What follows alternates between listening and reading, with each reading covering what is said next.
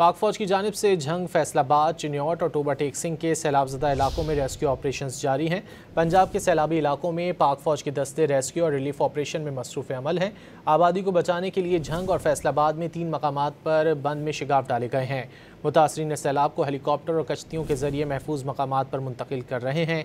फैसलाबाद के मुतासरा देहात में फंसे 15,800 अफराद में से 14,050 अफराद को रेस्क्यू कर लिया गया है।